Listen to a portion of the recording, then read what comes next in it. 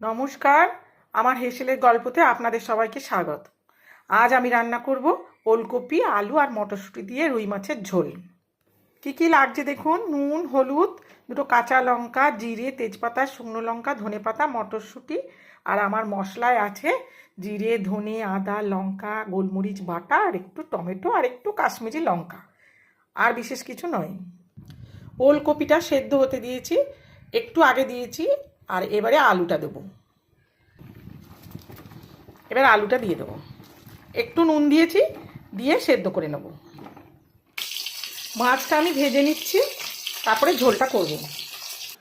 মাছ ভাজা আমার হয়ে গেছে।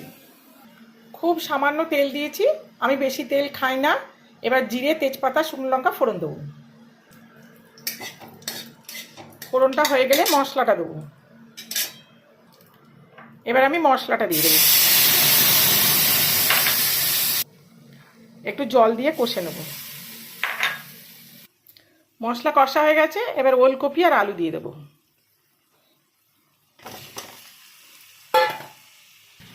নুন দেব,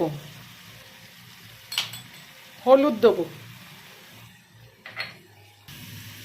মটরশুঁটি দেবো, আর একটু কষে নিয়ে গরম জল দিয়ে দেবো।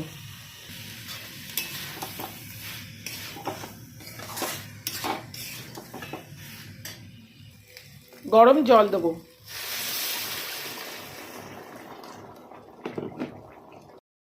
ঝোল টকবক করে ফুটছে, এবার মাছগুলো দিয়ে দেবো। এবার একটু ধনেপাতা আর একটু গুঁড়ো গরম মশলা দিয়ে দেবো। মাছের ঝোল আমার রেডি। এবার খেলেই হয়, কিন্তু আমি এখন খাবো না, আমার দেরি আছে খেতে। আপনাদের যদি এই রেসিপিটা ভালো লাগে, করে খাবেন। খুব স্বাদ হয়েছে, আমি একটু টেস্ট করে দেখেছিলাম, খুব ভালো হয়েছে। আর ভালো লাগলে একটা লাইক, কমেন্ট, শেয়ার করে দেবেন। আজ তাহলে আসি, আবার নতুন ভিডিওতে আপনাদের সাথে দেখা হবে।